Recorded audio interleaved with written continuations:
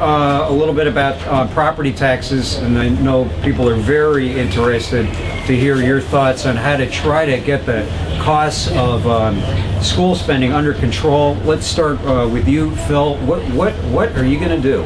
Well, again, it's what we haven't done for a number of years. I think I was very disappointed in the legislature in the last session. There was a measure taken up in the last, really the final hour of the legislature in terms of trying to have something that they could hang their hat on in terms of trying to deal with property tax and education revenue reform and so forth. So we didn't do it, and you know, it seems like every election we say we have to get property tax reform. We have to deal with this, and we have to cut costs, and we never do. And that's because it's very difficult. And when we think about health care, there's a lot of similarities. When we talk about the hospitals and cutting and trying to utilize what we have for infrastructure, it's the same way with our schools.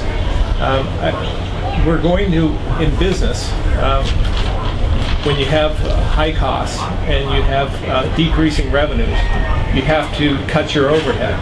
And I'm afraid that we're going to have to do some of the same things. And maybe it's new technology, maybe it's trying to do things differently in the future. But we really have to look at the operating costs in order to make a big enough dent, and that may mean closing some of the smaller schools. And I know that's very, very difficult because everyone talks about wanting to address property taxes and reduce the costs of schools and education until it comes to their own schools. And that's what's very, very difficult about this. We're all very intimate, we're all community-minded, we like our schools, we like our communities, but we don't want things to change, we just want the costs to go down. And unfortunately, I don't think we can have both, but we have to address this. We have to, as a legislature, to address the affordability issues that we're facing today to keep people here and increase prosperity for all of Vermont. What's an effective way to close schools? How do you do it? Well, I think you're going to have to look at a case-by-case basis. You can't, it's not a broad brush. It's not saying any schools with less than 20 kids, they have to close. I think it's a case-by-case basis.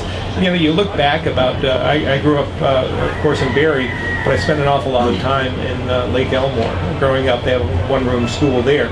But they did things a little bit differently. They would have, their one-room school would have grades kindergarten through 6 or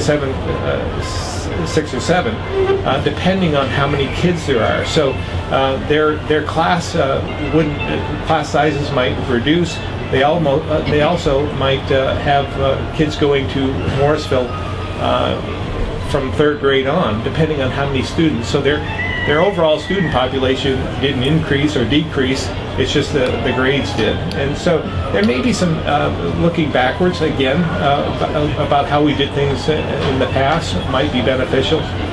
But again, addressing the operating costs, the overhead costs, that's the only place we can go. What are your thoughts on controlling school costs, Steve? Well, I think that there is general agreement that the property tax is a major problem. It's been, from the beginning of my political career, one of the most concerning things to me. And there are a number of things going on. One is that with the Brigham decision, it was decided by the Supreme Court that school funding was unfair for students around the state. This has been an issue for over 100 years, but since Act 60, we made it a lot fairer for students around the state. What we didn't do is make it fairer for taxpayers around the state. By continuing our reliance on the property tax, which has gone up and up and up over the last 3 decades, while marginal tax rates on the wealthiest have gone down significantly over the same period of time.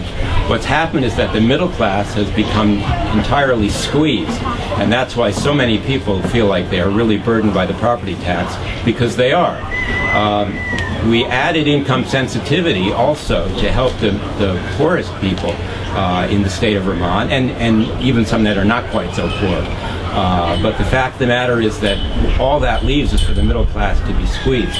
The very wealthiest people, even in a fabulously valuable home, tend to pay a lot less of their income for property taxes for schools.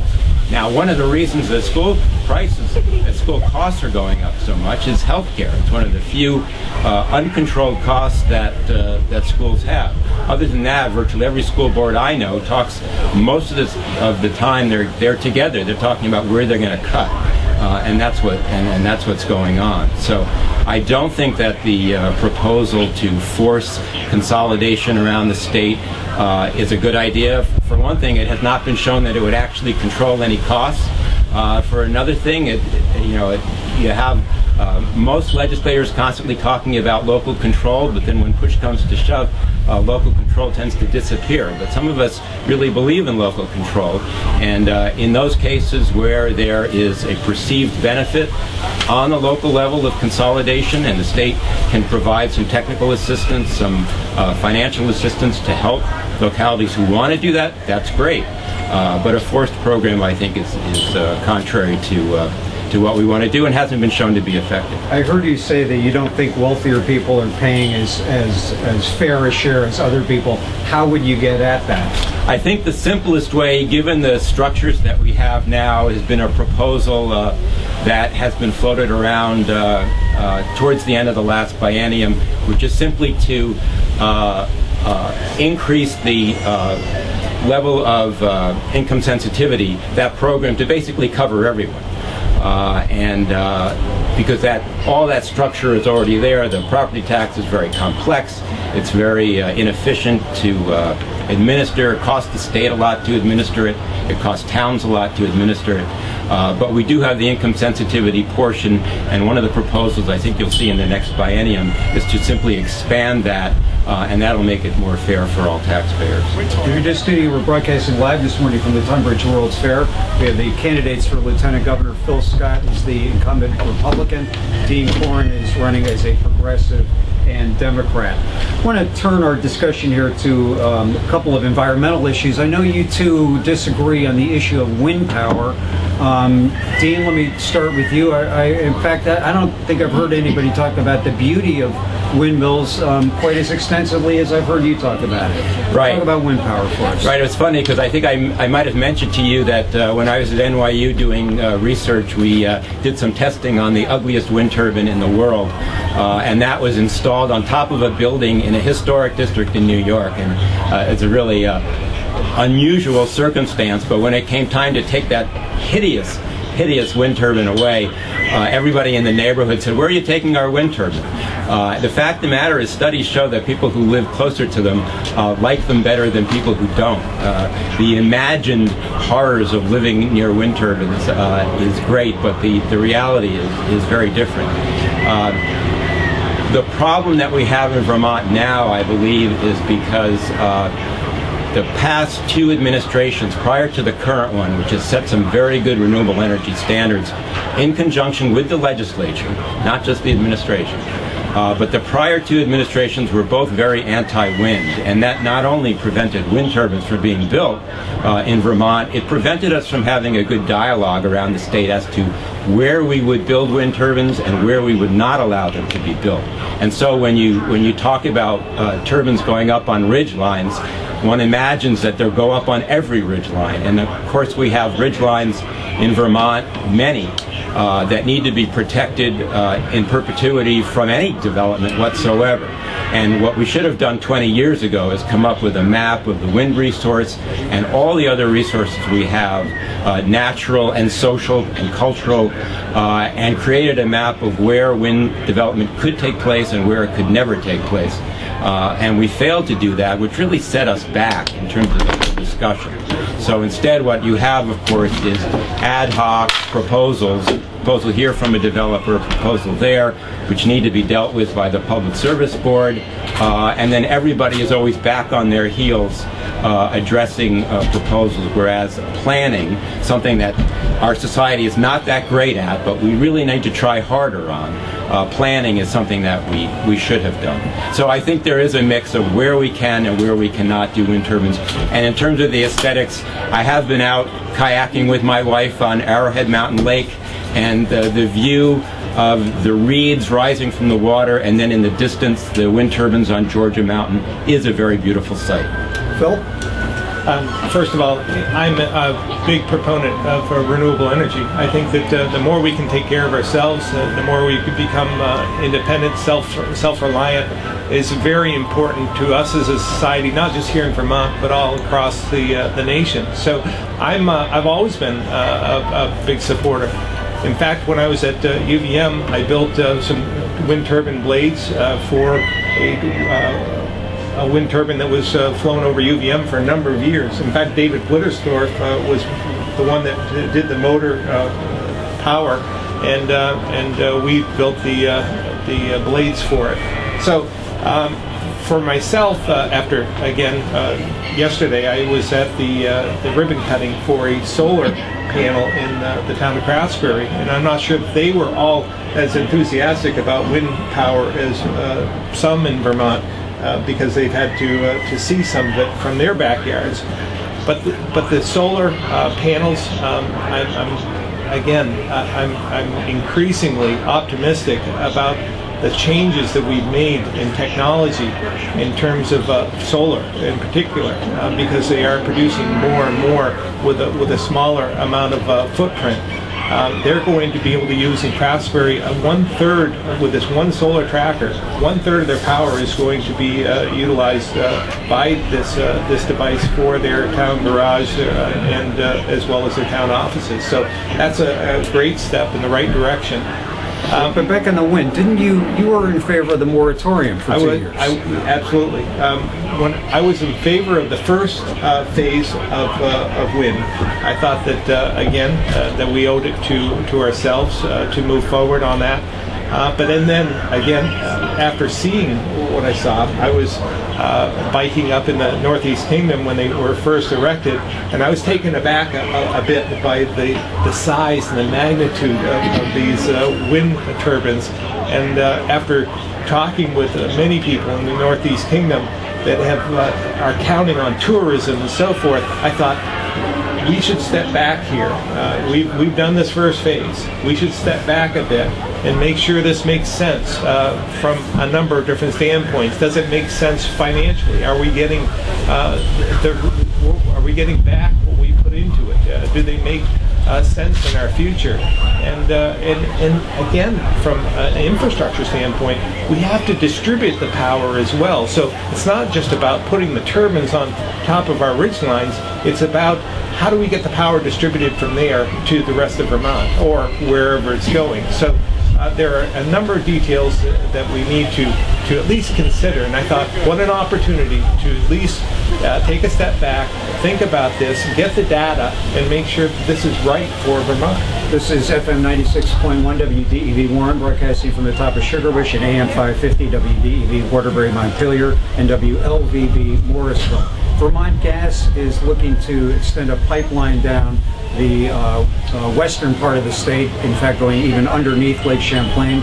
Phil, do you support this Vermont Gas line extension? I support. I think this is a step in the right direction in terms of providing a more economical power source and heating source for Vermonters. And again, I talk a lot about the affordability of Vermont, and we need to do something in terms of at least a bridge towards what our future is going to be in terms of power and infrastructure. So I'm supportive thus far. I think that having the Public Service Board take another look, that's fine. I think that's good. We need to be careful. There are skeptics there, and that's fine too. I've been a skeptic myself on a number of different issues. So making sure we get it right is important. And so I'm in favor, especially for those folks in the Rutland area that are really looking forward to having a source of energy that is more cost effective for them. Do you support this project? Well, here's an area where I think I could be called a skeptic. As you know, in my day job, I do energy, particularly renewable energy, but we deal with all the industrial aspects of energy. And I did ask I did put out a press release hoping that the Supreme Court would remand the case back to the Public Service Board. I thought it was extraordinary that the board asked for the case back so that they could revisit not only phases 2 and 3, but phase one of the gas pipeline. I don't think all the economics are shown. The legislators, both the reps and senators representing Addison County and that area, are highly skeptical of the project, and they raised a number of really important issues about the economics and the notion that since that pipeline was originally proposed, a lot of things have changed in terms of the financing and in terms of the alternative technologies. And the question of whether the gas pipeline is actually a bridge to the future would have been a much clearer question 20 or 30 years ago, when it definitely would have been. But at this point, to build an infrastructure with very expensive infrastructure, $100 million with a 70-year lifespan, when we need to be getting rid of fossil fuels long before that, it's very questionable whether it's a bridge anymore. I think its time may well have passed, and we should be focused on those solar and other renewable technologies. I want to talk about children. There have been some terrible tragedies in Vermont in the past few months, including a couple of children who are under supervision of the state of Vermont. Is the state of Vermont doing a good enough job to protect children, and was Governor Shumlin right to fire Doug Racine? Dean, let me start with you. Well, I have no idea whether the governor was right to fire Doug Racine, or if, in fact, he did fire Doug Racine. I have known over the years... He did. Doug said he did, so that's clear. Okay, we'll take his word for it. I have known over the years several people who've worked in that capacity. Bill Young, back in the 90s, through Dave Iacovone. And I'm always amazed that Vermont has the resources, the human resources, to have these extraordinary public servants working in those roles, and yet these problems persist. And I do not claim to be an expert in how to deal with these problems, but we do need to attract the kinds of people who have been working in this area to do that. Whether there are legislative solutions in terms of the privacy concerns, you know, DCF is always bound to hold this information confidential while people are free to say whatever they want in the press. So it's a very tough area, and I support the people who get involved in those kind of social services and admire them greatly, and would be extremely happy to hear any proposed solutions to how these things won't keep coming up. But they have for a very, very long time. But answer my question. Do you think the state today is doing a good enough job to protect children? I really don't have the information to evaluate that, because I'm not an insider in those areas. But obviously, it's a great concern to every Vermonter. Phil? I go back to the firing of Doug Racine first. I served, when I first was in office as a senator, Doug Racine was lieutenant governor at the time. I got to know him then. Then he served as a senator, so I served with him in that capacity as well. And he's a really honorable person, knowledgeable, cares deeply about the issues that he went on to become secretary of. And we don't agree philosophically, but he's an honorable guy, and I think a lot of them. I don't think, and I've been in business for again 30 years. I've had to fire a few people myself. It's not an easy job, but that's in my estimation, in my view, that wasn't the way to do it. And you do it face to face. If you have an issue with somebody, you try and work with them. And if it's true that they hadn't met for a year before, I think that's mismanagement in some respects. I think that you have a team, you build a team, you get consensus, and if you have a problem, you try and work those things out long before you have to fire somebody. In terms of whether the DCF is doing a good job or not, there's a lot of good folks there, and we're doing and they're doing the best they can. Obviously, we should be doing better, and maybe it's more resources. I don't know, but it all reflects, I think, upon the challenges we face with the crisis of affordability in Vermont. There are so many stresses on families, and so many stresses on individuals, and I think that having a better economy, having us prosper more, would have a beneficial effect on that as well. Let's talk about marijuana. The state's is studying whether or not to legalize it. Phil, would you be in favor of legalizing marijuana? I think we need to step back and look at Colorado, look at Washington, and let them lead on this issue. And let's see what the effects of their change in legislation has on them before we move forward. I was in favor of decriminalization of marijuana because I didn't think it should hang over someone's head forever. But I'm increasingly, I'm skeptical, I guess. Again, I use that word a lot, but I'm worried, I guess, about all that I've seen with all different types of things. We have our DUI laws in Vermont. We're able to take and analyze whether a driver is impaired by their blood alcohol limit, and we aren't going to be able to do that with pot. And so, until we're able to get a measurement of some way of impairment, I think there's a lot more questions that need to be answered before we move forward on that front. Dean? Well, the bottom line is I think it's inevitable. I'm supportive of it. I think that I want to be extremely careful as to how we do it. There may be a lot of details to work out. But basically, we need to regularize the use of marijuana the way alcohol has been somewhat regularized, and making it a criminal situation, and having a whole criminal chain of delivery of something that people want and is arguably less harmful than the alcohol that people regularly use. I think this is inevitable.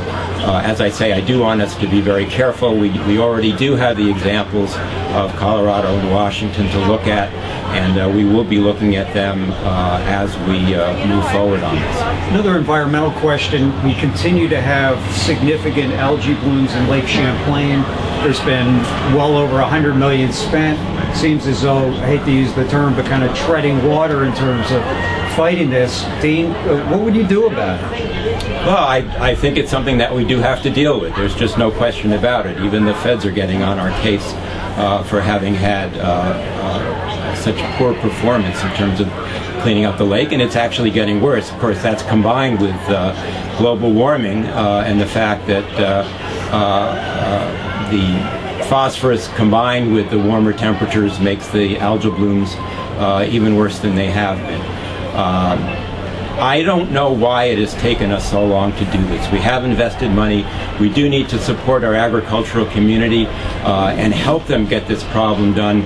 I imagine that there are a lot of ways that we could do it that are not costly, and it's simply something that there's another area where we do not have an option to not improve this situation. Phil? I was in St. Albans this past week speaking to some community leaders, and they brought up this issue, and it's very near and dear to their hearts with St. Albans Bay, and they're demanding that we do something, and they're very, of course, encouraged about the $45 million that was announced last week, and I don't have the details on how that's going to be enacted and how we're going to utilize those dollars, but what they were afraid of was that we would utilize them for more studies. We would not put them into action, and what they want to see is action, whether both short term and long term. And I think that having more of the agricultural community invested in this, I think is important, and I think that they're engaged now more so than ever, and that's going to go a long ways towards the cleanup in the future. But again, what they'd like to see in St. Albans is they want to see the algae gone now, and so from a short-term standpoint, whether it means, and they said that you don't have to reinvent the wheel.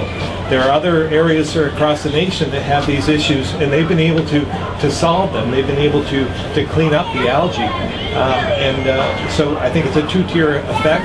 and they suggested that we bring a team together. Maybe it's like the Green Mountain Care Board of some sort, and have maybe 6 to 12 people that oversee this money to make sure that it's utilized effectively and put towards the cleanup, not just for the studies. Agricultural best practices, as they're called, are now voluntary.